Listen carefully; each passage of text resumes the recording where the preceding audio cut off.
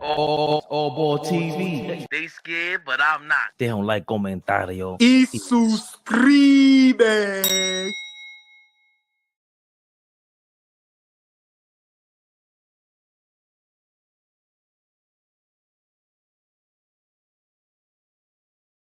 Yeah. AllBall TV. Fabian perspective.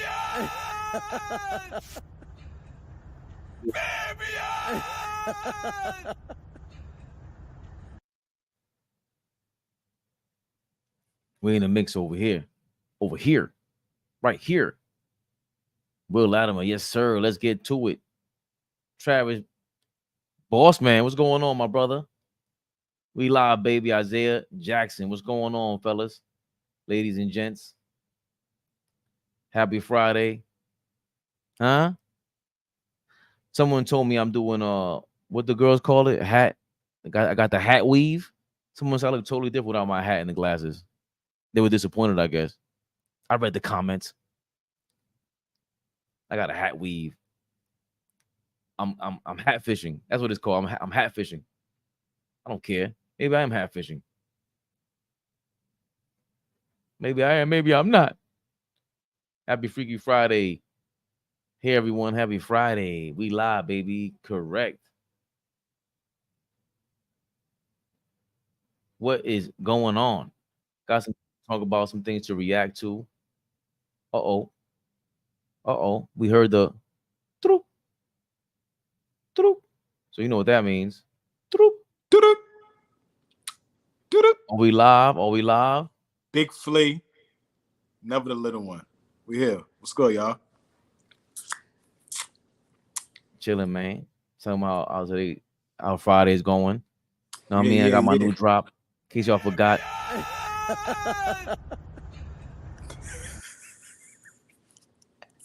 And that's actually an old drop. Now I feel at home. It's like AllBall says, man. Let's do what got us here. Keep it simple. That's what got me here. Keeping it simple. You know the drill, like OG says. You know the drill. You're gonna hate that. Clue. Yo, what's the You deal? too young for that. You too young for that. You too young for Clue. Me? Yo.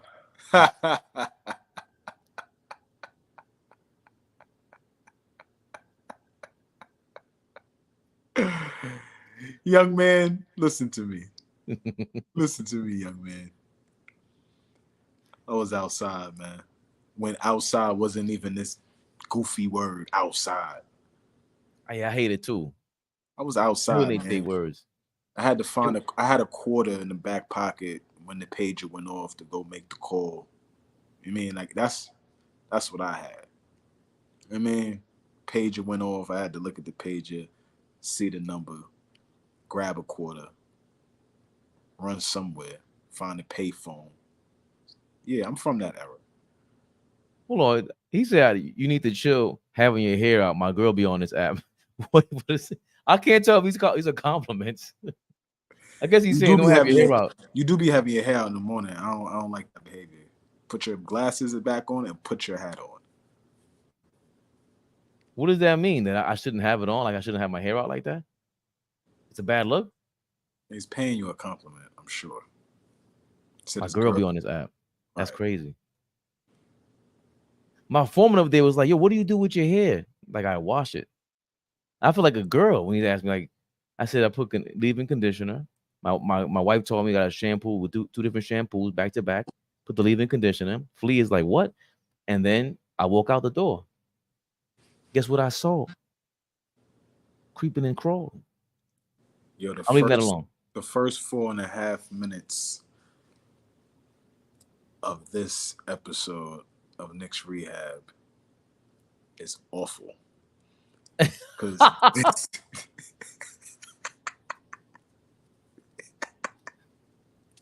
I'm just being honest.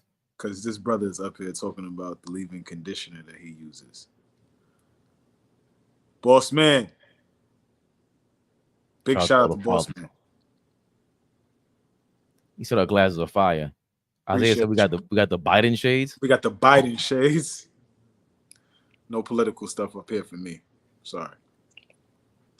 Not yet. We're gonna give that's a Patreon, baby. That's the extra membership. Yeah, I got nothing. I got nothing for you. Going nuts. Not right now. You got to play Flea the Fee. Facto. Flino Brown comes out in full effect. I might have a black turtleneck on.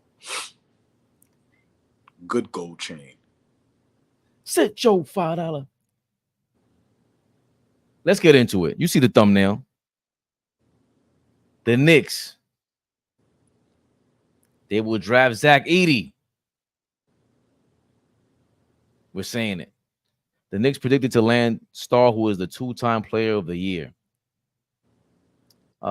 He's a mock draft by Bleacher Report, but you know it's a fun time in sports for your off season. You use different people's mock drafts. Maybe you got your own mock draft to come out with reasoning to draft a Zach Edey, right? The Knicks don't have an opening at center right now, but that could change here shortly. Wrote, who's this Buckley? His name is Zach Buckley too. Zach, I'm sorry, that's why I got confused. So Zach Buckley wrote, the Knicks don't have an opening at center, but that could change here shortly. Both Isaiah Hartenstein and Precious Achiuwa are ticketed for free agency, and if the Knicks make a significant commitment to even one, a new contract for Hartenstein could get pricey.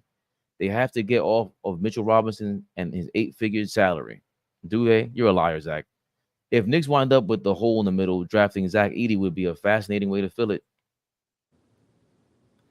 Yeah, he's nearly 7'4". I'm 41. He's nearly 7'4" in socks with an almost 7'11" wingspan. He's super skilled around the basket, post scorer, rebounder, and rim protector. This guy Alex B, he's always on Twitter going crazy.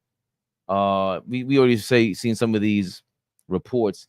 Jake Fisher, who's a reporter for the Knicks, I think a lot of these guys are reported for the Knicks and they end up not being reporters, but whatever.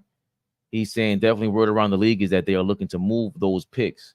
But you have other guys, we've heard otherwise. So, hit our other video about our conspiracy on the Knicks. And then I saw some. Are you impressed by this? We heard about what he can do on the college game, but this is during his draft workout, right?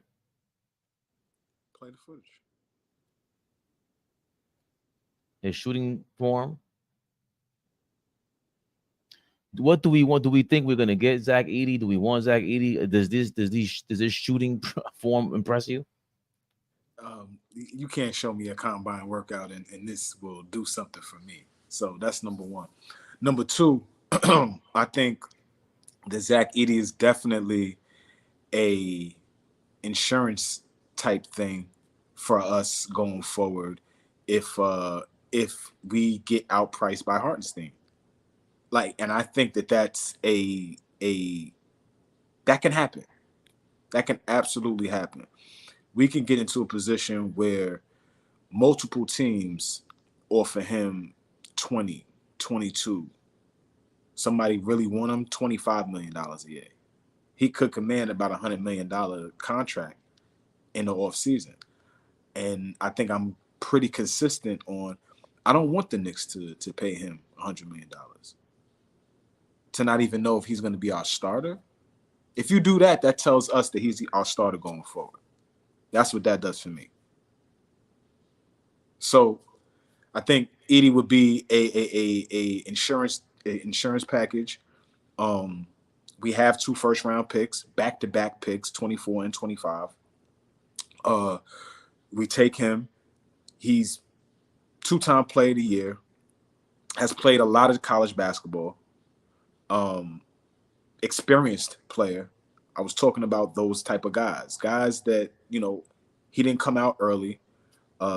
He was in the national championship game this past season. So the kid wins, so there's upside to this. I'm not saying he won't be a project. He is not very fast, nimble, agile, all those kind of things. But I think, he's worked on his touch a lot better. He's going to be a natural rim protector. I do look at him as like a Brook Lopez type player at some point in his career. As you saw in the video, he's finding ways to step out and try to adapt to the league that he's about to be a part of, right? And so, to what our OG AllBall is always saying, if we do move forward with somebody different at the big position, at the 5 position, that dude has to be a guy that has some type of offensive ability aside from just being a rim runner or just rolling off pick and rolls, a lob threat, things like that. We need a 5 that we should be able to give the ball to and say, hey, go get me a bucket. Not save us, not be our saving grace, but damn it, here. You have a mismatch.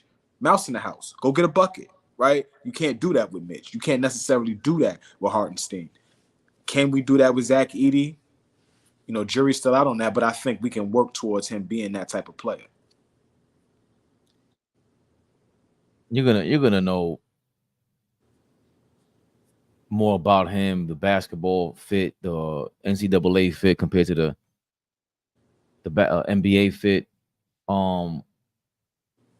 I really believe if you're drafting him, you're betting on being of the same mindset that drafted Mitchell Robinson,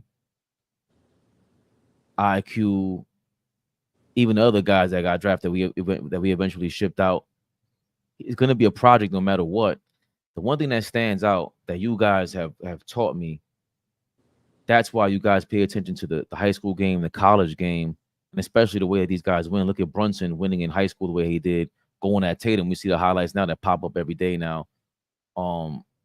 Winning and their approach to the game at that level, it means something. Patrick Beverly is somebody that used to be leading scorers, so either in NCAA or Chicago in high school.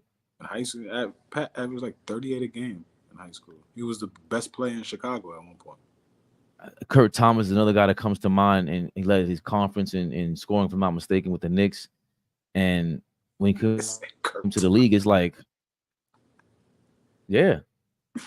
Big shout out Kurt Thomas, TCU. Wow, he laughed at me about that. But I think those are things I love the reference. I love the reference. That's why I laughed, because you know your stuff. Big shout out to Kurt Thomas.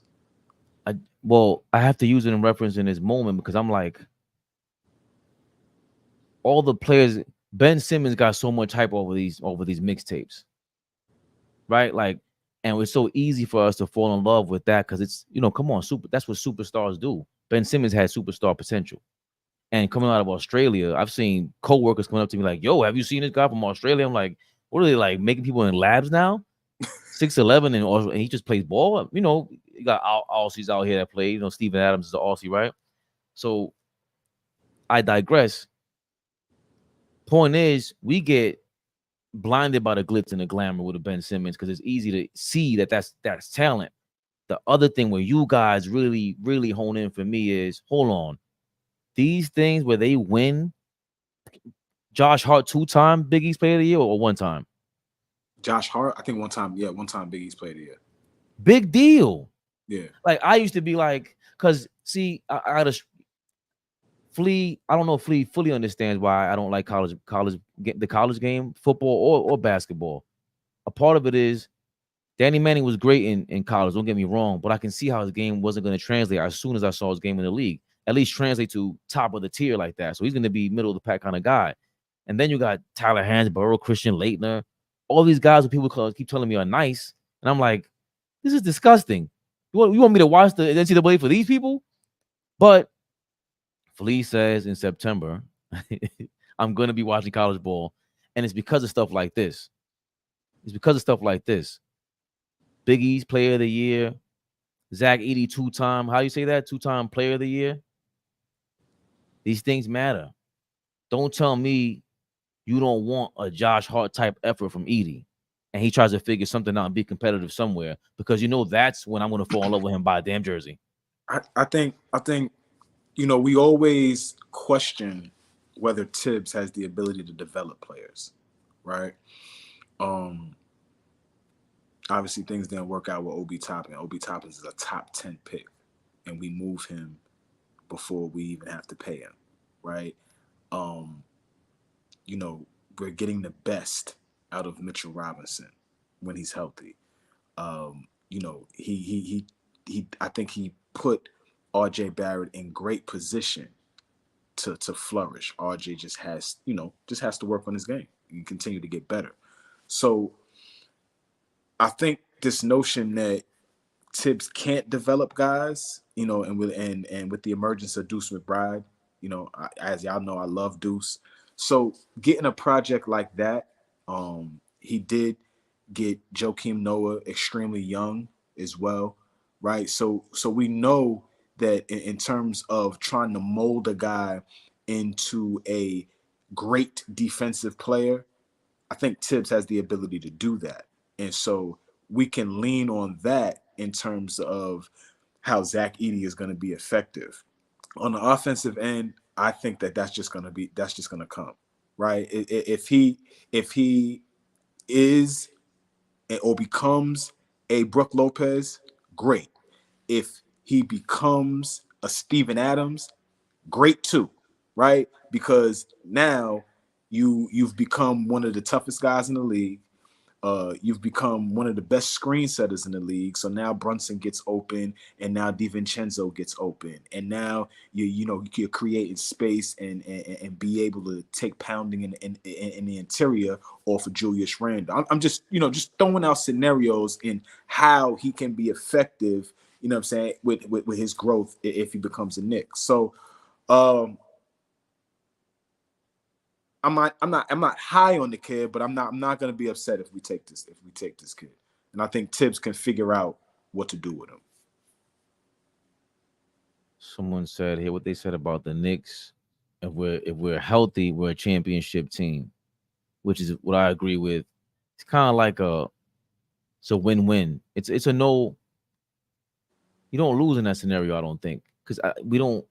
All we're looking for is maybe we'll lose if what's the Ryan Dunn kid turns out to be something. He has to work on his offense as well. He fits in any lineup, but there's a lot of defenders out here who don't play offense, right? Like the kid from who's the kid that got traded from the Philly and he's in Portland now? Tybal, Matthias Tybal. He Yeah. hasn't figured out anything on the offensive end. As a matter of fact, I thought OG in Toronto, when I would watch him, I didn't see anything on the offensive end. I thought that he was like a Matthias Tybal type. I was dead wrong. Oh no. Yeah. He was always serviceable. He was always could put the ball in the basket, but I don't think he got many opportunities there. Like there was other guys there that they looked to score. And to your point, they got rid of Cam Reddish. You got rid of a lot of guys that weren't Tibbs style of players, which is what I always refer to. The Kemba Walker press conference. I say he didn't want him there. It's not like he doesn't like him, But if you give Tibbs his guys, then we've seen what this could be. Like for me, it's a championship team, championship contender, and then on top of that, he's going to be your barometer. He's going to be your go-to guy when you have to ask him, and he's earned every level of confidence and credibility. If you ask him, yo, you think this guy Edey, you good? Mm-hmm. Tibbs is the guy that's gonna go like, yeah. Because part of the reason why we were talking offline is let's get the pros are gonna be Tibbs. We're betting on Tibbs, him fitting Tibbs style if they do give him the nod. And they're betting on the fact that the NBA is going in that direction. We're going to get into Caitlin Clark later on and Steph Curry later on and how the NBA changed and James Harden and these guys, they made the game more finesse, especially during the regular season. Because that's the thing with Rudy Gobert is like he does get you them 82 games. You're a top defense for 82 games, but it's not playoff 82 games, which is a different story. Yeah, once you get into that, best out of 7 2-week series and you're able to game plan and scheme and make adjustments and see and know that you're going to play them the next day or 2 days from now, rather, right?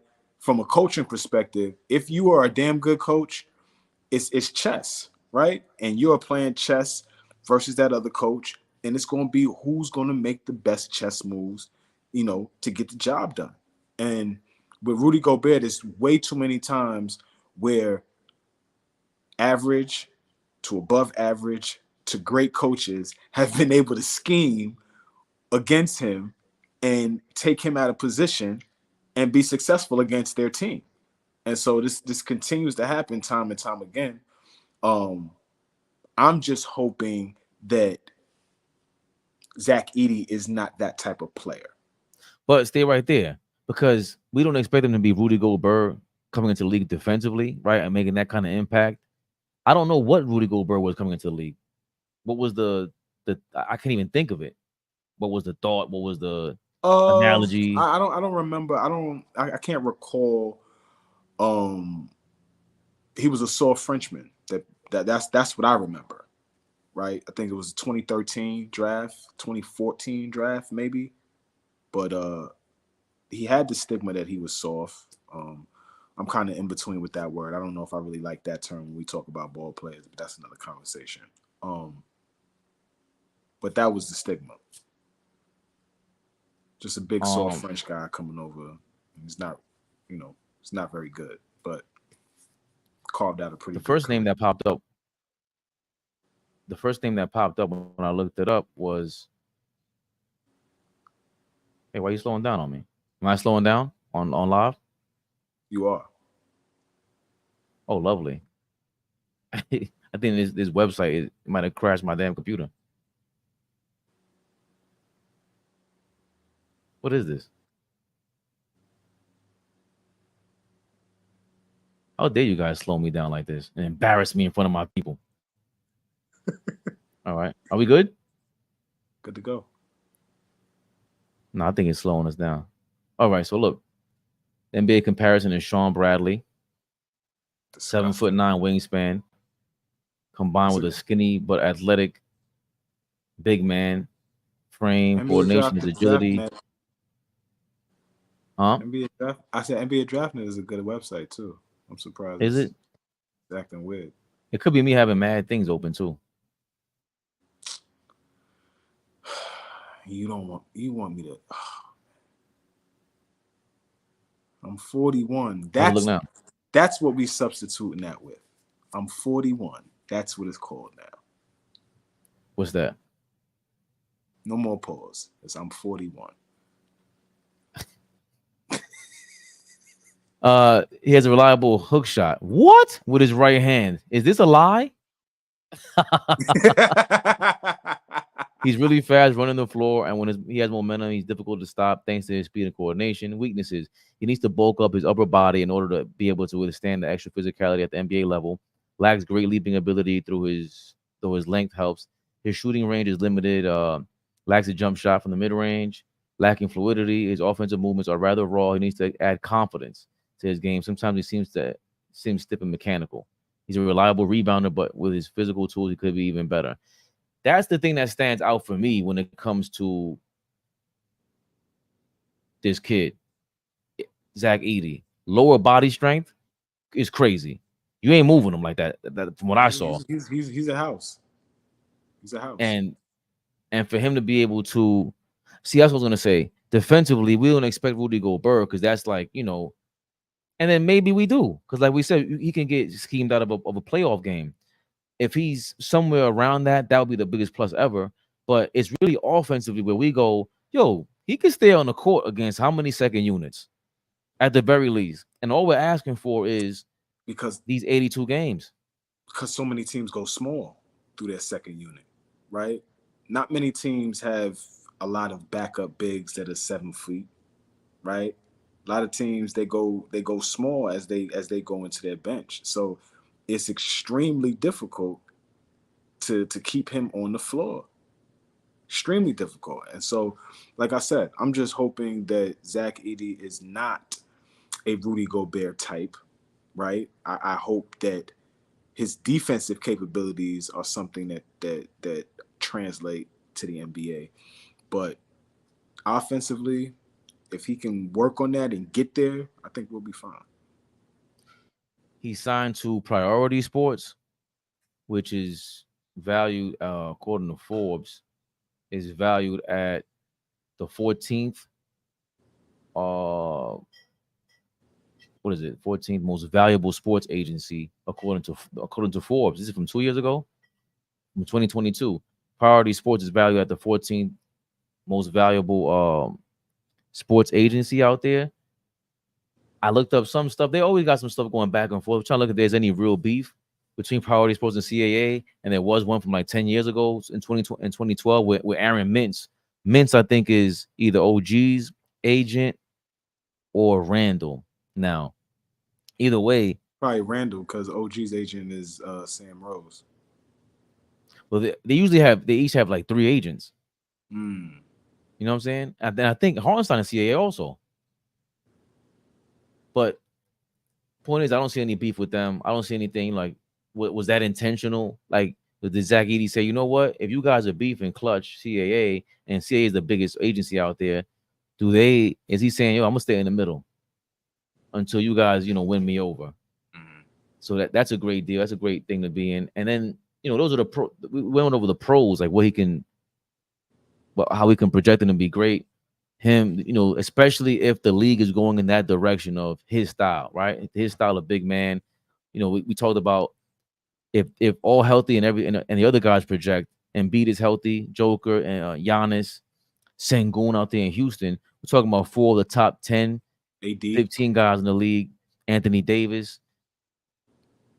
I mean, they said they were missing out on Dwight Howard to guard Joker. Imagine if you throw him on Joker. Just 15 minutes. 10 to 15 minutes. He's a load. He's a load, man. He's a load. He's not a slim 7. He's not a slim 7-footer. If we are really targeting him and we expect him to drop that far, because that's the other thing. Will he drop that far? 24, 25? I don't know. So that's the other thing. I got to see the full order of the draft, but pull that up for a second. The full order of the draft order? Yeah.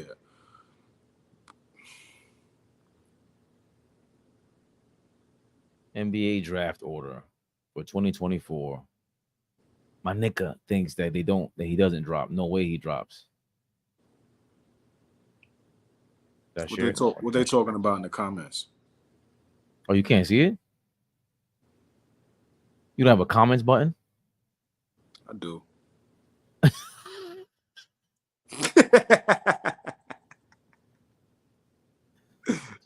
Teams need him because of Wemby. I don't think you want him to guard Wemby though. That might be embarrassing. All right. Yeah. Now. Maybe on the back line. The complete order of the 2024 draft. Here we go. Atlanta will be dope with him, but that's too crazy. You're not spending the number 1 pick on him. You could forget that. But are we banking on that on Washington and Atlanta being that bad in the organization? I don't know. You didn't join us, but we were saying the Milwaukee Bucks, Giannis, out of the top 6 MVP candidates, Giannis has the worst front office by far. By far. 2 coaching changes in a matter of 3 months. You traded the identity of the team with Jrue Holiday. And did you actually listen to Giannis telling you to trade Jrue Holiday? All these things are crazy. And the Atlanta Hawks and the Washington Wizards and the same, but see, here's the thing. The same front office built the championship team that won in 21, right? So I don't think they're incompetent. I think that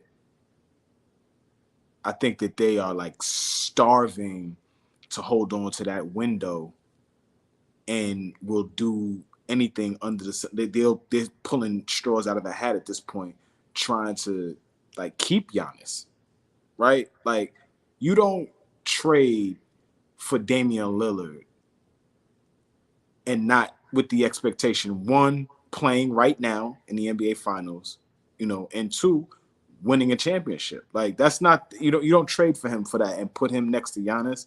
That's the goal, flat out. So I don't know if I fully agree with y'all. Like I understand the moves, some of the moves weren't the smartest, but I don't know if I agree that they're the worst front office. Like I think that they're no, not the worst front office in the league, just the worst front office out of the top 6 MVP candidates. Joker has Denver, okay. Tatum has Boston, Luka has Dallas. Wait, hold on. Calvin Booth is the new general manager in Denver. I have no clue what he's capable of, because the Denver team is the team that Tim Connolly built. So I have no clue what Calvin Booth is capable of. So we're gonna Okay. slow down. We're gonna slow down on that. Go ahead. Next one. So he ranks below as of right now the Celtics, the Dallas Mavericks, Okay, Brad and Stevens, Nico. Okay, Embiid, and this guy over there in Philadelphia. Maury. I don't. We think he. Okay.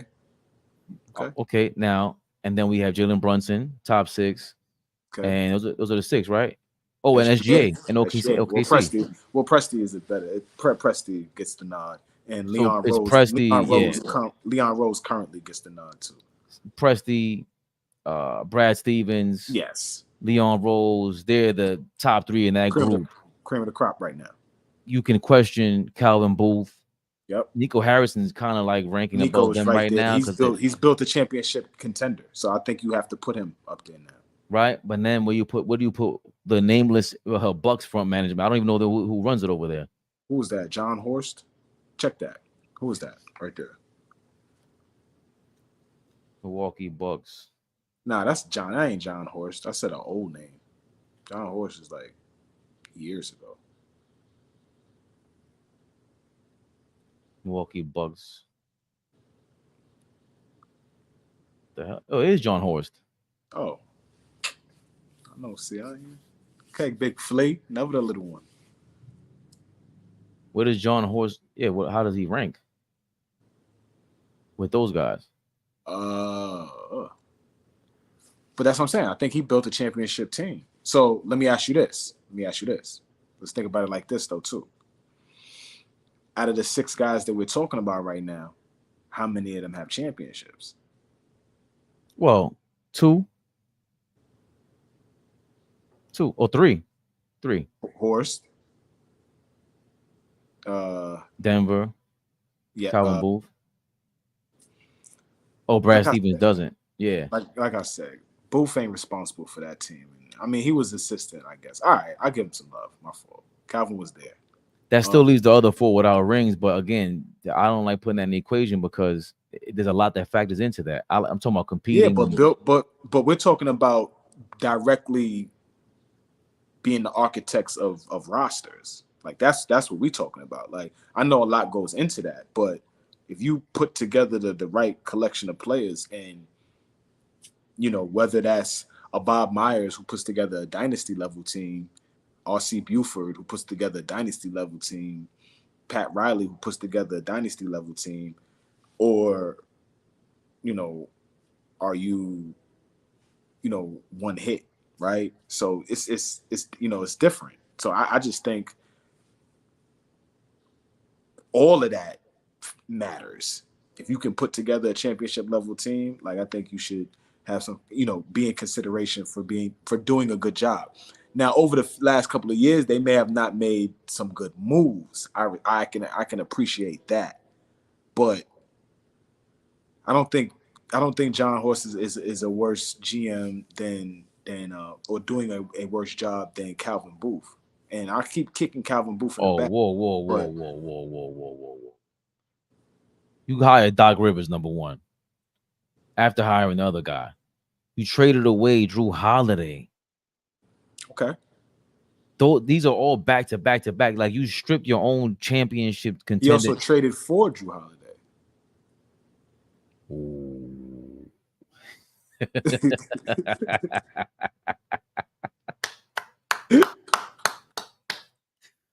Very nice. So Calvin Booth is the worst out of all of them. You know what I'm saying?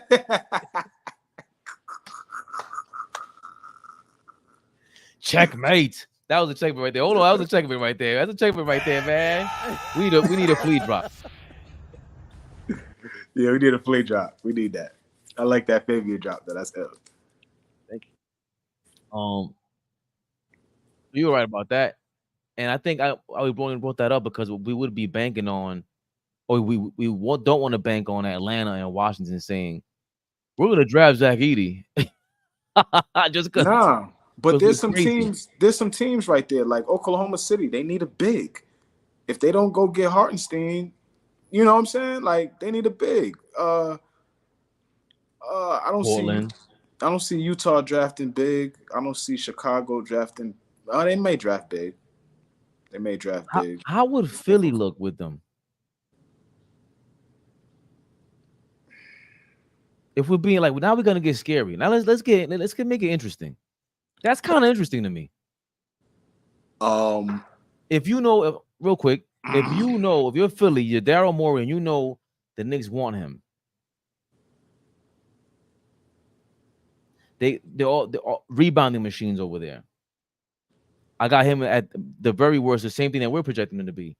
Second unit guy, can counter the rebounds. And then best case scenario, new slow twin towers. And you got Embiid who can shoot jump shots, who doesn't want to be in the paint. Better passer.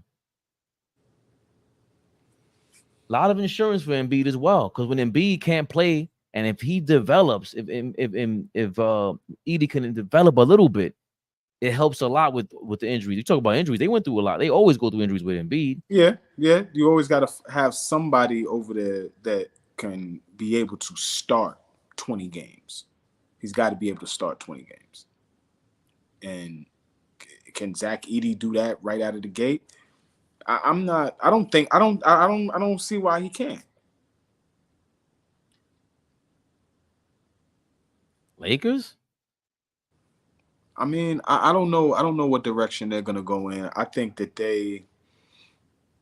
in this draft they probably could go in a few different directions. Big is definitely one direction that they can go in. Another ball handler, they can go. I'm sure they could go in that direction. I don't know if they find a dynamic guard right there that they can, because depending on if they do go get Hurley, now that all depends on how they draft right there. So you go get Hurley, now you have a absolutely developmental coach in the building now. So now you can, almost take a gamble on what you bring in, because he'll be able to develop the guy, right? Put the guy in good positions. You know what I'm saying? They say that these Hurley practices are so militant, right? There's so much attention to detail. So the young guys are all going to benefit from that. Damn. Lakers are interesting now too, because they wanted, remember, again, I referenced Dwight Howard. That's the guy that they were missing. Did they have they didn't have DeAndre Jordan there. It was Dwight Howard when they won the championship. Dwight Howard, Edey. There was another big guy. JaVale McGee. Obviously, Dwight Howard, JaVale McGee, a little more athletic, but Edey doesn't want to play the 5. And apparently, if these reports are true now about them, he did last year, and he had a great year, Fabian. I'm just saying, but he doesn't want to. So what? We don't care what you want. This is where you're best at. This is where we are best at. Be sacrificial at this point, brother. It's time to win. Yes. And if they have their own version of a Twin Towers, where he can slow the game up or whatever he does, whatever pace. They can't play them. They can't play both those guys on the floor. No, they can't play both those guys. Why not? No. Same reason. Same reason they can't. Not the same reason, but along the lines, same reason Mobley and Allen can't play together no more. You'll never see Evan Mobley and Jared Allen on the floor again together. Promise y'all that. They're trading Jared Allen or Mobley? I would imagine so this summer.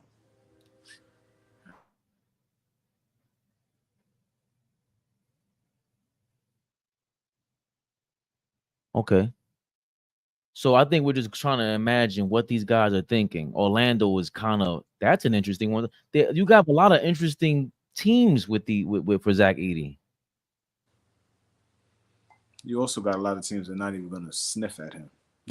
Not even looking at this kid. Right. That's why we are even projected to take him, because at 24, the Knicks are expected him to be dropping that far. Damn, we got 2 first-round picks this year. That's gold. That's gold, man. We could really package that up and lose our minds and really do something freaky this summer. 2 first-round picks. Well, so that's the alternative. We don't go Zach Edey. What do you want to see? I mean, I don't know.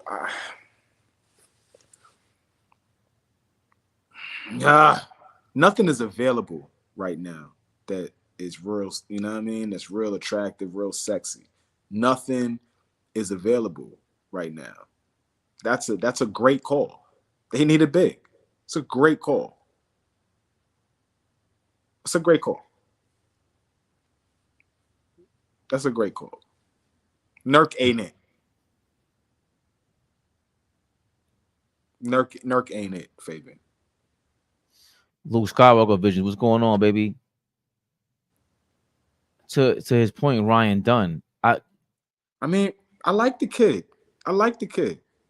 Oh, so you have yeah. So you have done some research on him. Yeah, I've been taking a look at him and checking him out and seeing, how he would be able to fit. He got size.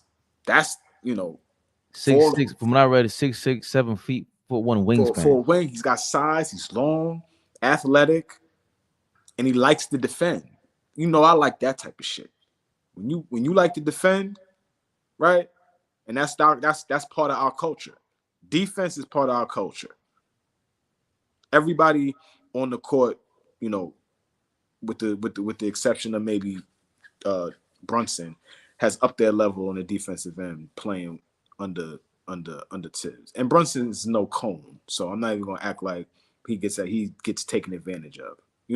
So, and that Ryan Duncan now translating his offensive game to the NBA level, that may take some time, right? Finding spots and finding out the type of offensive play that he can be, right? I wouldn't expect him to be getting sets called for him and things like that yet. But, we take a gamble. We take a gamble on those two guys. If we keep the picks and go draft Edey and Ryan Dunn, I'm not mad. Edey and Ryan Dunn. That's possible? Back-to-back picks? I mean, I would if those would be the highest potential that we fully confident in those back-to-back picks like that. Nick Lucchino, whoever was drafted, and it was 2 in the first round we had before. Was it IQ and Mitchell Robinson? Mitchell Robinson is the second round. Second round. I think somebody we had 2 in the first round before, and it was just like who? I didn't nothing good about them. But with these two guys, it's like, oh, that's especially when filling out the roster. Let these guys go on the track meet, man. I agree with OG, man. I don't want no projects, man. Not right now. But there would be projects if you get them back to back.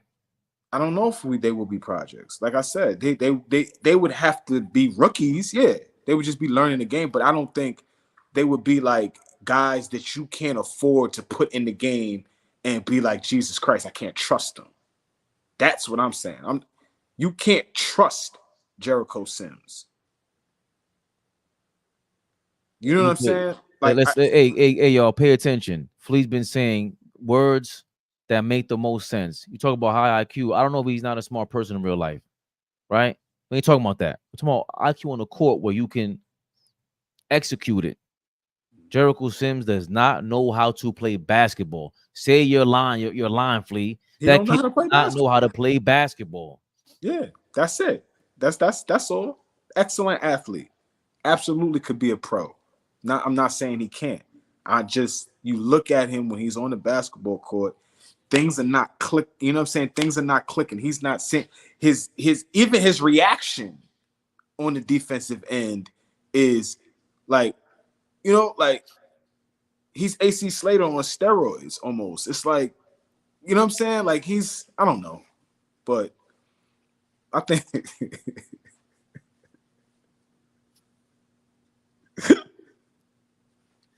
clearly we're 90s kids. We're born in the 80s.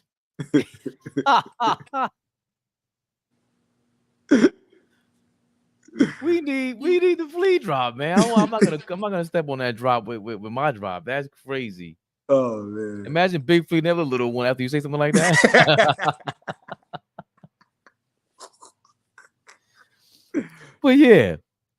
Yeah. So He doesn't know how to play basketball. We're tired of the projects. We don't. Who else is a project anymore?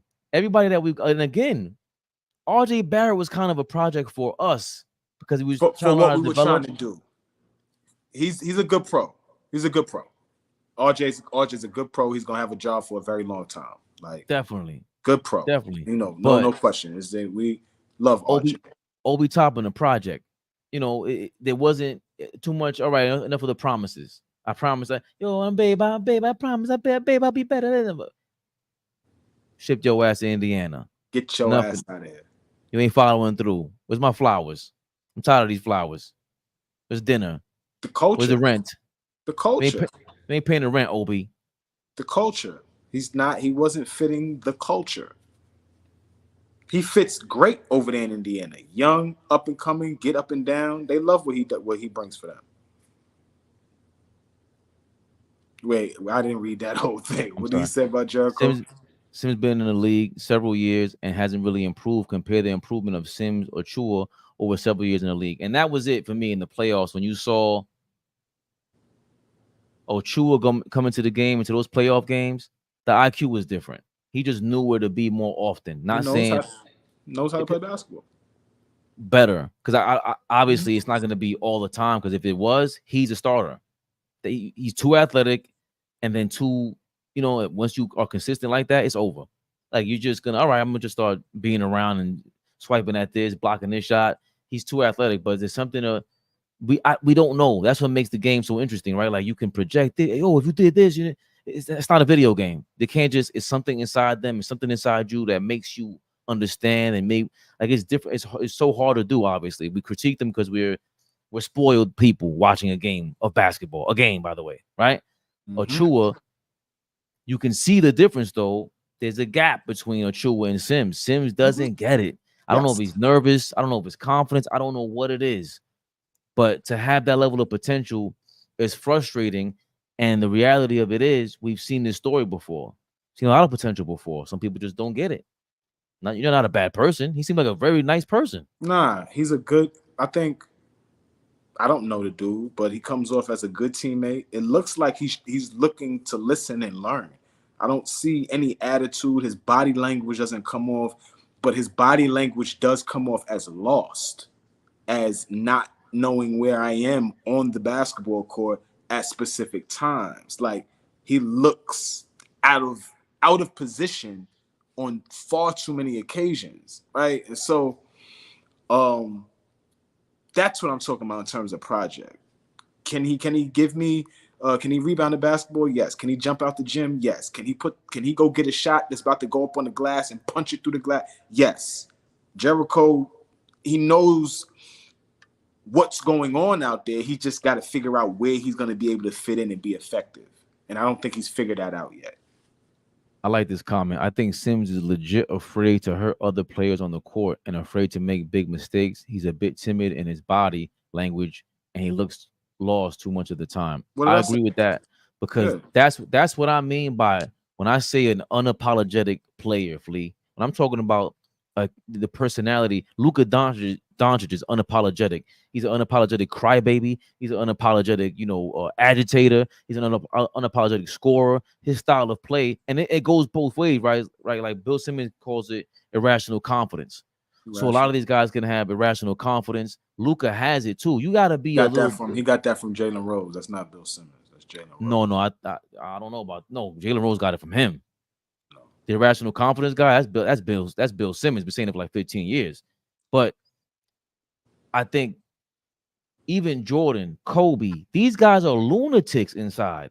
That level of like Luka might be a little crazy. Yeah. Again, with the football, these guys have football mentalities. Like, I don't care if I don't care what you're talking about. I'm gonna cry. I'm gonna keep crying. I'm getting my calls. Like they just unapologetic. And to y'all point, Sims is too apologetic. I'm sorry. Too timid. I'm sorry. Get out there, elbow somebody. Go be Kevin Willis. Go watch some Kevin Willis tapes, man. Jesus. You don't like Go be Kevin Willis. Kevin Willis kept a job for 30 years. For 30 years. Go be Kevin Willis. Looking like a brick house. I wish I could wake up and look like Kevin Willis, at least in the body, not the face. But Adonis. They say Kevin Willis wasn't a dot. Dog. Nobody, listen, ain't nobody running up on no damn Kevin Willis. No. You better have 3 shotguns. What are you people talking about? That guy looks crazy. Mm-hmm. I think we covered our synopsis or our overall feelings of the Zach Edey Knicks marriage drive time. I like that. Moving right along. AllBall TV, Knicks Rehab. I think I can just move it to AllBall TV now. As we continue on. Let's put Harlem in the background. AllBall TV, baby. Fabian Perspective. In the background. Fabian Perspective. Big Flea, never the little one. I'm here. We were talking about this earlier in the week, and it's a hot topic still. WNBA is becoming hotter and hotter. Got a guy, Marcellus Wiley, chimed in. I love Marcellus Wiley. Dude was part of the big media, mass media, left the game. Max Kellerman's right-hand man on the screen and on the radio. He's a lot more opinionated on his YouTube channel, and I love him that he can be him. Took a chance on himself. He said, I could have taken more money with the media companies, with Fox, but I'm going to chill with my kids, man. I get to see them more often. He's very just honest. And I think, at the very least, authentic. Like, he's somebody who's kind of corny, but he's authentic. I just like hearing a different point of view. Rodolfo, you guys are the best. Thank you, Rodolfo. Thank you, my brother. And this is his commentary or his reaction to what's been going on with Monica McNutt and Stephen A. Smith as they got into it about this. It was a lot that they got into, and Monica McNutt was right. Before I go on, she was right about it being there's different levels to this conversation. And that's part of the reason why it's like everyone keeps speaking from these different points of views of different points, and it's like, wait a minute, let's attack one point at a time. It's not just the fact that whether they hate on Caitlin Clark or not. Do you like the WNBA being physical like that?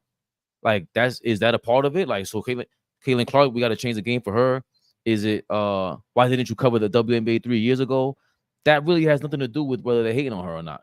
You know what I'm saying? Like, so there's so many conversations. And we'll get into like who the real rookie of the year is. Because Flea is crazy.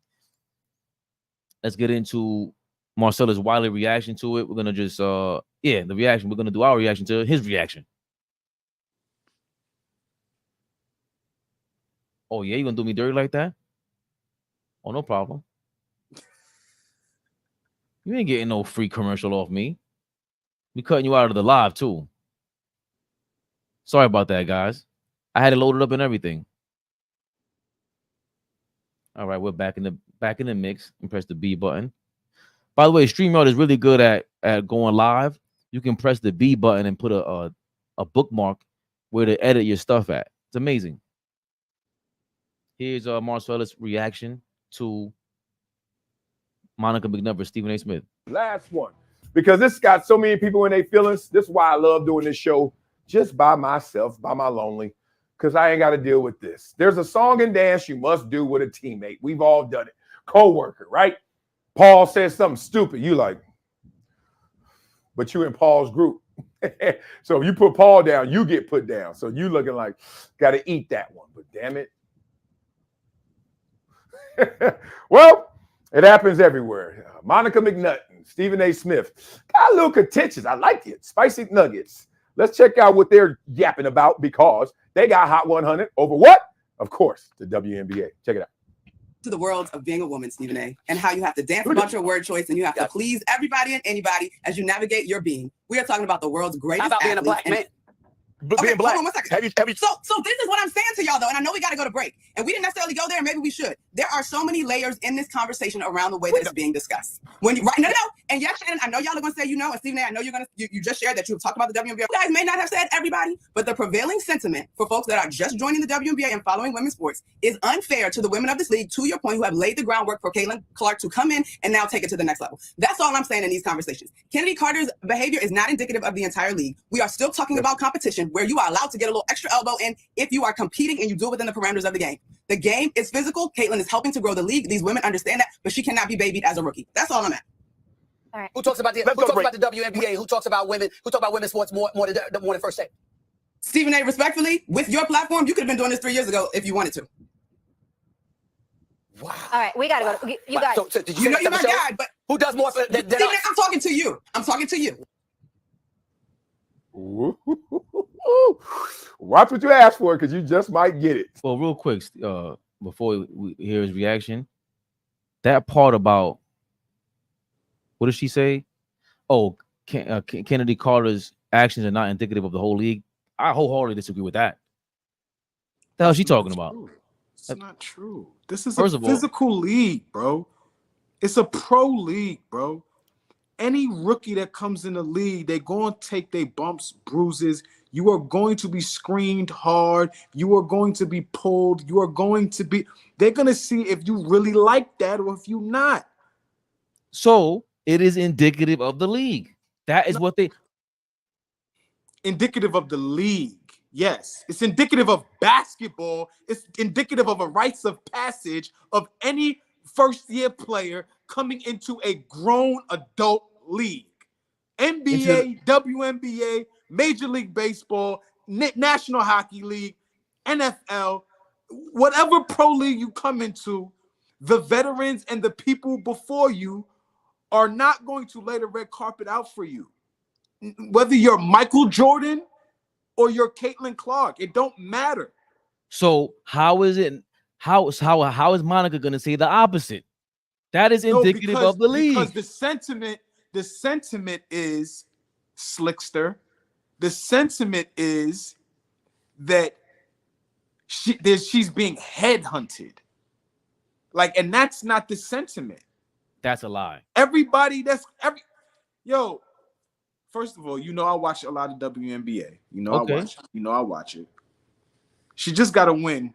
She just got to win today. She had 30 today in this game. 38 rebounds, 6 assists, some shit like that, right? 4 steals. She had a crazy stat line today, right? They won the game.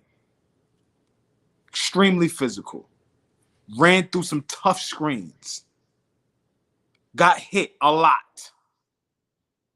Guess who else gets hit a lot? Jewel Lloyd. You know how long Jewel Lloyd been in the league? 4 years. The women are physical, bro. It's not about, Caitlin Clark got to get her ass whooped. No, it's not about that. And we need to stop this sentiment. She's doing fine. She's going to be all right. What did I just say? You heard the stat line I just said she had tonight. And they won. That's important too. But yeah, she's going to get her ass kicked. This is women. We compare the WNBA to the NFL offline. Flea tells me, yo, you love football so much. I know you want to get into football. What was my reply? Because it's not what it's supposed to be. I hate the NFL. I hate watching it. That is not football. Stop playing with me. The WNBA, all they're missing is the athleticism, and we could get controversial about they should lower the rims or whatever it is. I'm just saying they're not promoting the style of play that's going to be pleasing to us. It is a hard watch. We know this. Football is garbage. It is not what I came up on what football is. The quarterback is dancing around, signing, getting a haircut, signing autographs, coming out of the pocket and getting thrashed. No, this is not about just women. And that's what my problem is with this conversation. Hell no, it ain't about that. You want to see mad Joe Theismann injury, right? You want to see all types of Joe Theismann injuries. That's what you like. This you want to see that. This is the game that I love. This is the game that was, oh, this is why Patrick Beverly said, I got smacked going across the middle. And I said, oh, yeah, I'm taking off my helmet. And hey, mom, I'm going to go play basketball now. Yeah, that's why. Because those were different kind of dudes on that football field. I ain't built for that. But the WNBA is the same. What did I tell you? Or what did I say to you offline? I said, listen, the WNBA is much like how, in terms of like fundamentals, how they teach it, but also the physicality of their sport is much like how we grew up. What did I say? Coaches taught all the time. When you're crossing the middle of the when a cutter is crossing through the paint, you bump the cutter, you tag the cutter. You got to be physical. The cutter just can't go through there untouched, not impeding where they're going, because the cutter goes through, he gets a clean catch and turn and face, and he gets what he wants to do. Or he goes through the lane untouched, as they do now, and get to the spot where he wants and spots up for three, right? If you get bumped, if you get touched, if you get tagged, then that slows you down. Now, this is the pro level. 1 or 2 seconds is important. And when you're switching, when you're trying to, get out there to a contest, all that type of shit is important. So in the WNBA, it's just, it's a physical league. So, and then going back to, hey, we've seen this with Steph Curry. And then it got worse with James Harden. When Steph Curry was in there, I said, this is the best shooter I've ever seen in my life. Wow. Then they changed the rules up to allow him to go be Steph Curry, what you see today. They call foul calls on you if you touch him a certain way in the regular season. Granted, he does get hit a lot. Don't get me wrong. He gets hit a lot. But they loosened the thing up to the point where we saw James Harden and we said, we can't even watch. This ain't basketball. It got to the point where we said, this is not basketball. James Harden is out here not playing basketball. He's traveling. He's doing all kinds of stuff. They're bending the rules because they think this is what people want to see. And we didn't want to see it. We were complaining about basketball back then. I said, I almost stopped watching basketball because of James Harden. Flea agrees. It was tough to watch, man. I'm down here. Y'all know I'm down here in Houston, y'all. And I've been down here since 2014. And that is the height. That is the beginning of James Harden and his rise out here and what he did for the Rockets. But boy, at certain points, that was a tough watch, man. It was just tough. It was not an easy watch. So, amazing basketball player, but it's just the style was hard. As it went on, you remember he started, being able to find guys. He was more of a facilitator. So, averaging those crazy triple doubles. But at one point, it was just dribble, pound, 20, get into something, or draw the phantom foul. It was wild. It was wild to me. Like, it was wild. I couldn't enjoy it. What makes it crazier is same thing with Steph Curry. Hey, let's wait till the playoffs and see if they allow this. Because if they did, it would have been a wrap for NBA basketball. They would have changed those rules overnight. You ain't allowing this when it matters most. Why? Because we can target you. The referees are not calling this, and we're going to target you because they keep saying you're nice. You're the target now. You're the number one player on your team, the number one option on your team on the court. We're targeting you. We're gonna bump you going across the court. We're gonna hand check you a little bit because in the playoffs they allow it. That's the unspoken thing. Caitlin Clark is being targeted. Period. He's gonna get into it about all of this. You can't tell me she got a $20 million Nike contract and they don't know about this. You can't tell me she's the biggest face and you got people like Kennedy Carter going, oh yeah? I'm gonna show you how I get paid. I love it. There's nothing wrong with it. I don't understand why we can't say that. I don't understand what's so wrong about saying we targeting Caitlin Clark. You're gonna earn this. You're gonna earn that $20 million. I don't understand what's wrong with saying that, Flea. Because Cameron Brink is getting her ass kicked too. And Angel Reese is getting her ass kicked too. And every other player, Christy Martin, who was a teammate of Caitlin Clark on Iowa, is earning her stripes with the Aces. She's on one of the best teams in the league. She's getting her ass kicked right now. Like, that's why I'm saying on the other side of what you're saying right now, bro. Like, yes, can we say it? All right, cool. Is that going to make you feel better? Cool, yes, we're targeting Caitlin Clark. But guess what? That's messed up. Because I didn't see anybody jump up on the sidelines, any teammate jump up on the sideline when Cameron Brink got bumped like that. When Angel Reese got bumped like that. The camera's not, bro. We're not gonna act like there's not a heightened level of publicity and cameras and attention on this young lady. Don't be disingenuous just because you want people to just be outright saying that they're trying to take her head off. Don't do that. Angel Reese comes out and says it's not just one person that helped hype the women's basketball like this. It's me too. How is this a one-on-one thing? Now you're really just trying to like make competitive with her of how the game got bigger because of this girl, and now you're a part of it too. It's like, nah, you're not. I said it the other day. You're not on Caitlin Clark's level in terms of popularity and how much you brought to the college game and to the WNBA game. Right now. I'm not. You I'm not. You bugging right now. The hype behind Caitlin Clark has people that I've never heard talk about WNBA basketball interested in it, trying to go to games. I have coworkers saying I'm trying to go to that game. That is fine.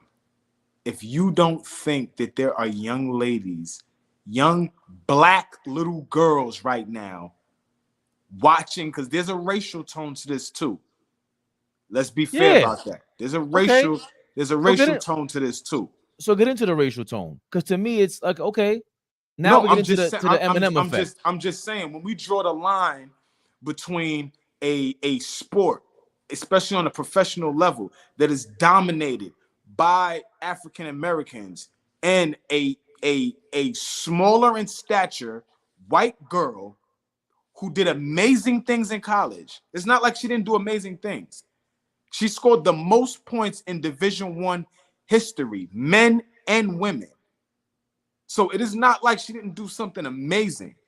But what I'm saying is that don't get it twisted that the rivalry that was born between her and Angel Reese over the last 2 seasons of their college careers, Angel Reese may not be as popular, but I promise you, there are young black girls watching this girl and saying, I want to be like her. She's opening doors just as much as Caitlin Clark is. I hate that it is like this right now. We in 2024 and we getting the same things that happen between Bird and Magic, right? It's whack, but it's there. It is what it is, and we got to have the conversation. I don't think she's bringing as many people to the doors, the money, none of that, as much as Caitlin Clark. I do not. Okay, you talking about something? You talking about something else? Okay. No, I'm talking about the same thing, because the racial component is what it is. It's the Eminem effect. It's the Eminem effect, bro. Nike is Jimmy Iovine and Dr. Dre. There's no difference. You have this big machine that's hyping her up, and we all say the same thing. Yo, she's good, she's cool and all, but like us, she's cool and all, but that ain't no Candace Parker. But that ain't no Aja Wilson. She has zero, in my opinion, she has no chance at being the best player of all time. Zero. Oh, I don't think so. I told you, I see her being a Sue Bird type player, right? Her ceiling is a Sue Bird type player. Right. So when we say that, now there's this hype behind her. And it's like, it doesn't match the talent, doesn't match the skill, which for me is what brings the targeting, because now you're hating. Anybody else, look at this ugly ass dude. How he got the whipping the chicks and all that. I'm hating. He got it all. How you get all that? This corny ass dude. It's the same thing. Yo, you cannot, once you start doing that, you're hating. Once you start talking about she ain't the only one that brought her all this to the game. Angel, let's calm it down a notch. That girl had the highest rated games in college without you. But why is there such heavy hate on Angel Reese? Help me understand. Oh, no, see now. Oh no, now that's a great question. So help me understand. So, hold on. Is there hate for Angel Reese? See, that's what's gonna piss me off about you right now with this conversation, because you're gonna tell me that there's obvious things happening to Caitlin Clark, but when I ask you an obvious question, which is plain as day that's going on with her, you're going to ask me rhetorically, is there? Yes, there is, bro. Yes, okay, there's complete hate going on that young lady. She receives a lot of backlash. She's been receiving a lot of backlash. I get a lot of my friends sending me a lot of stuff, bro, talking shit. I don't even respond to some of them because one, I don't agree with them. Two, they're my brothers, and I'll be kind and don't say nothing. But they're sending me stuff and saying slick stuff like there's hate on that young lady. Nah, we're not doing that. What are we not doing? All I asked was, does she get hate? Yes. Yes or no? Yes, Yes, 1,000,000%. It's not even close. She's divisive like that. To me, she's more Draymond Green. But me personally, I'm watching Angel Reese before Caitlin Clark any day of the week. And we know why. I would agree. Oh, well, you ain't agreeing why? Well, we know why. We know why we watching. I would agree. First, and I'm watching to see if she's nice after that. Sex symbol. She's an antagonist.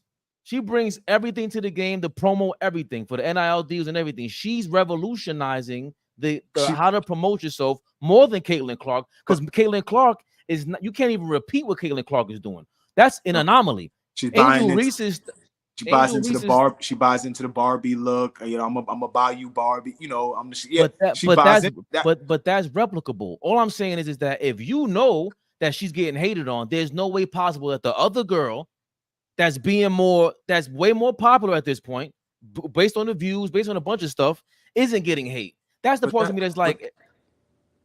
But that goes to my point, bro. I'm saying that this young lady has the same type of flair and charisma and she captivates audiences too with who she is. Now, because they've put this, they both do. You saying? I think they both do. It depends on what flavor you want, and I mean that respectfully, not racially. But if you want to take it that way, that's fine. But it depends on what flavor you want. Because I'm telling you right now, I love both of them. I'm gonna watch both of them just because I love basketball and I love how they play the game. But if I'm gonna sit down and there's a WNBA game on and the Chicago Sky are playing XY team and the Indiana Fever playing XY team, I am going to watch the Chicago Sky. I am. And that don't have nothing to do with her being white. I just like I like how Angel Reese approaches the game. You can see the development, especially I saw her from Maryland transferring to LSU. Like, I've seen her develop. She still has a lot ways to go, but I'm enjoying her developing into a pro basketball player and her coming into her own with buying into, being able to promote who she is. Like I said, the Bayou Barbie, the NIL deals, the fashion, all of that stuff. She's tall, like buying into a model type thing. Like, there may be some, you know what I mean? He's a sex symbol. I'm with you, bro. I'm with you. This is what I'm saying. She is paving the way for a lot of young ladies. A lot. It may not be in the numbers that Caitlin Clark is, but I promise you, Celine is asking about Angel Reese before she's asking about Caitlin. Celine is my daughter, y'all. Celine is asking about Angel Reese. You know what I'm saying? And she's turning 10 years old. So the Caitlin Clark thing is, that's where we disagree in terms of the promotion and the attraction to Caitlin Clark is way more about basketball skill and way more about, oh, there's a girl that looks like me and can play ball, and she's Steph Curry like, right? The Angel Reese Clark's a better ball player than Angel Reese right now. Like, if we want to call a spade, she's a better ball player.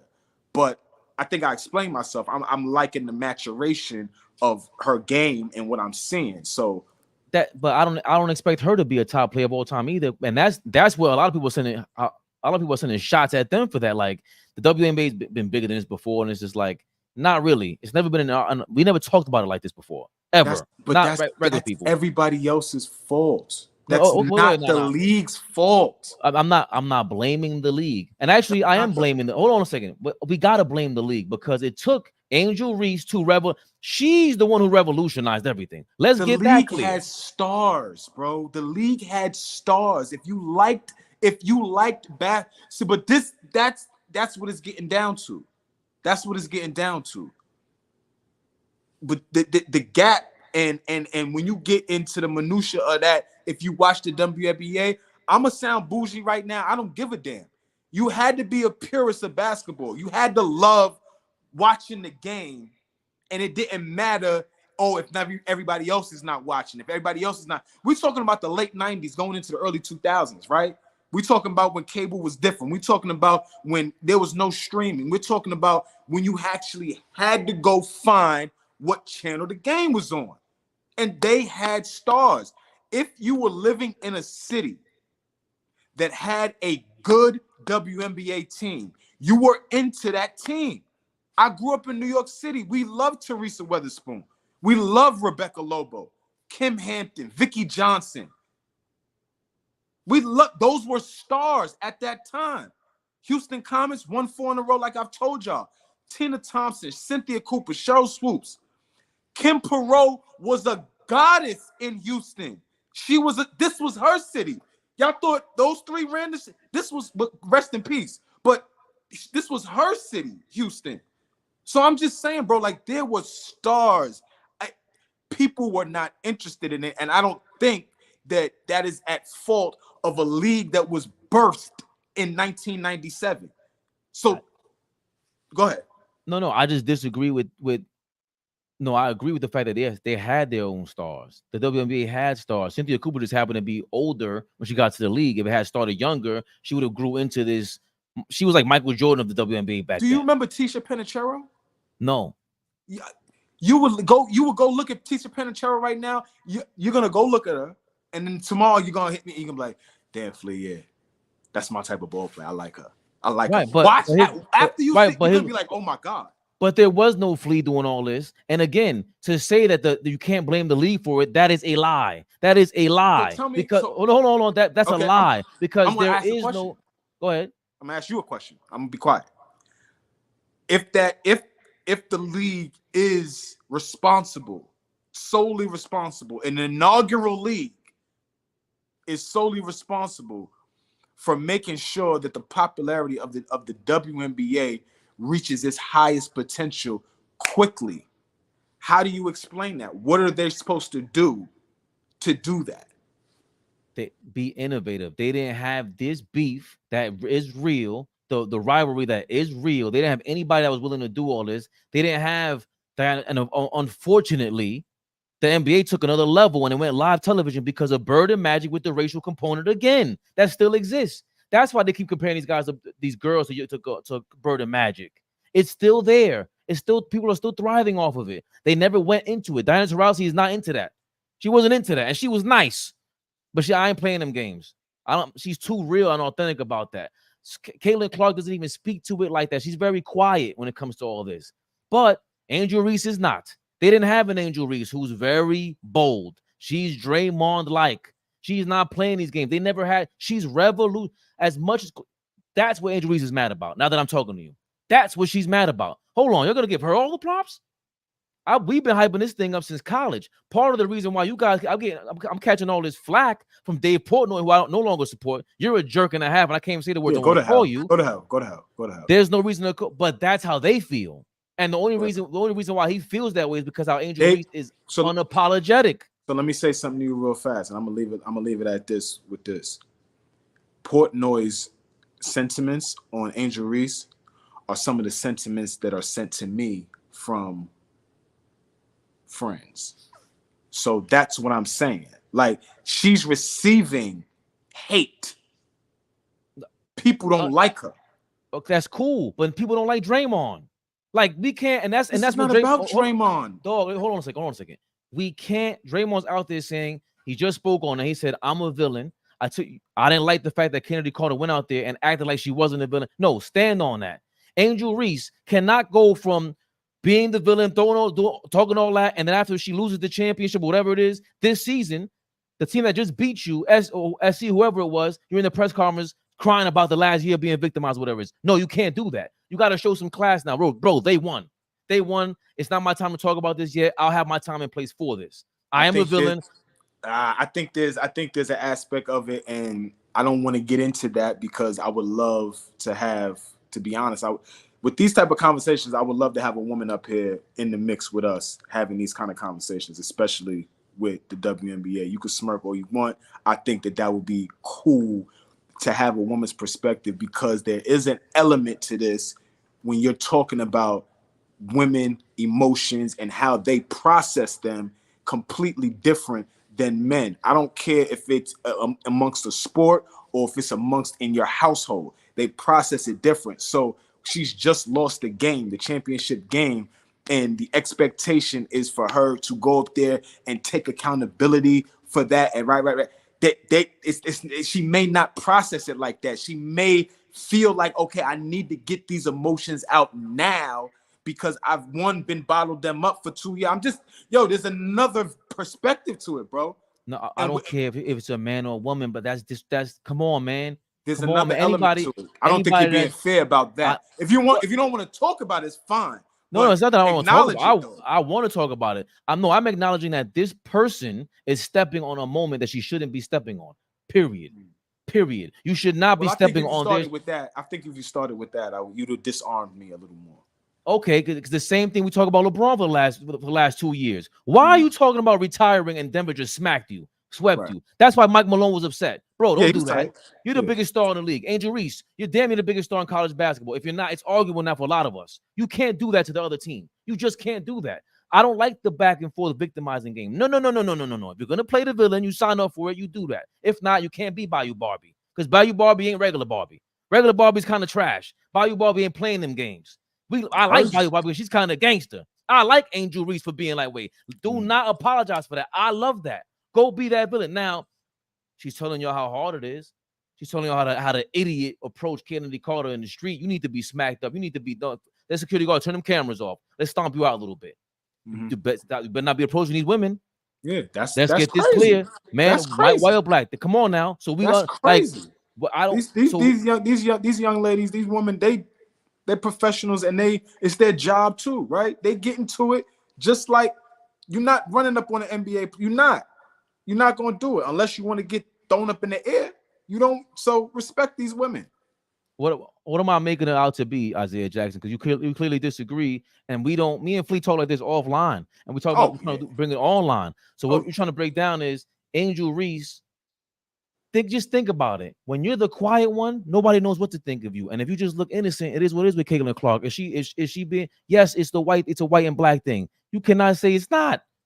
At this point, you can't say that. We see what it is. We know what they're saying. There's a ratio. I think you would be lying to yourself. And my favorite word being disingenuous if you don't think that there's any racial undertones with this. And not saying that they're bad racial undertones, just saying that there are people that are drawing a line in the sand saying I'm over here or I'm over there, right? It is happening. Like, she didn't sign up for the villain role. They are trying to push it because they want the black woman to be the bad guy. No.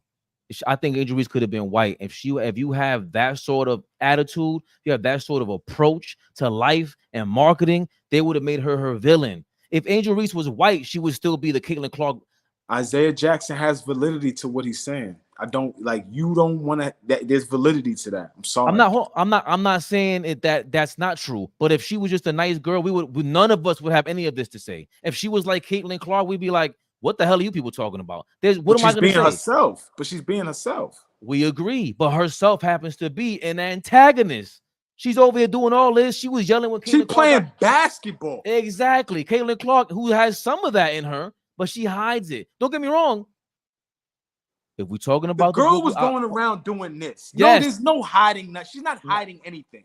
But it's strategic. It's intentional. If we always talk about the kind of Brooklyn people that I know, my Brooklyn ninjas, what we know them for is being grimy, right? Being grimy, outwardly grimy. But there's the sneaky Brooklyn ninja that gets away with it all. And Caitlin Clark is a sneaky Brooklyn ninja. Angel Reese is the loud one, grimy one, out loud. You know what she is. We don't really know what Caitlin Clark is. Don't get me wrong. Do not, please, do not for 2 seconds. Don't allow me to ever have you people believe that I don't think that girl knows what she's doing. I know, just like Angel Reese is doing, she's saying, bro, she knows what she's doing. Caitlin knows what she's doing out there. Stop playing with me. I get it. But it's wrestling, Flea, and you hate that about it. But that's what brought this to the game. Yes, I said it. I got to it. I got to beat K. McMahon. I thought we was going to get through an episode. I thought thought we were gonna get through an episode without it. He got it. He got it. You want to watch more Marcellus Oh, Wiley? Marcellus, Okay, go to anymore. hell. I'm cool. I'm cool. You made on good Marcellus. points though. I'm cool. I watched that on my own time. Y'all go back and watch Marcellus Wiley. We was cooking. I'm cool with Marcellus. I think we got a lot done right now. Yeah, I think you could take us home. When that girl put Reese on her, the first time she looked like a little girl on that floor. Was none of that tough talk. Yeah, man. Angel Reese is. I gotta be careful what I say when Angel Reese. I think my wife's in the kitchen. Hey, sis. Hey, all right. Get your boy. Sis, get your boy. My wife's like 5'6", 5'7", man. Angel Reese is like 6 feet. What is she, 6'2"? Yeah, something like that. I told my wife, listen, I'm trying to make some babies worldwide, man. I need an Angel Reese in my life. I'm sorry. Oh, she's here. She heard me. What? Fabian perspective. I'm 5'7". I want some 6-foot babies. Take us home before we watch him get beat up on screen. And Angel Reese would be. I don't want no Caitlin Clark. Yo, you're wilding right now. You're wilding. Because there's crazy people out there that's going to take this. Take us home, please. And thank you. Does anybody agree with me? Would you rather? He doubles down on it. Would you rather He marry doubles down on it. and possibly procreate with the Angel Reeses of the world or Caitlin Clark's? Who's more guaranteed success? I mean, she got the Nike bag and everything, but the taller the better. Absolutely. I got the scummies in here in the comments, baby. No, don't say, you can't say that. No racial stuff. That girl put her on her. Come on, man. Come on, Flea. Oh Hold on a second. Flea's front right. I'm married and my wife wants, she's about to throw me a knife. And I did it for the videos. I did it for love. Who would Flea appreciate the Angel Reese prototype? Just happen to be at the bar and a swish goes by your shoulder and a nice whiff of perfume lingers into your nose. And all of a sudden you see an Angel Reese. Angel Reese type. Angel Reese type. Would that be easy on the eyes for you, my brother? Let me fix my glasses. Let me fix my damn glasses. Come here, sit your ass down and get a drink, girl. That's mighty aggressive. That's how I talk to them. They love it. And that's how she wants to be talked to.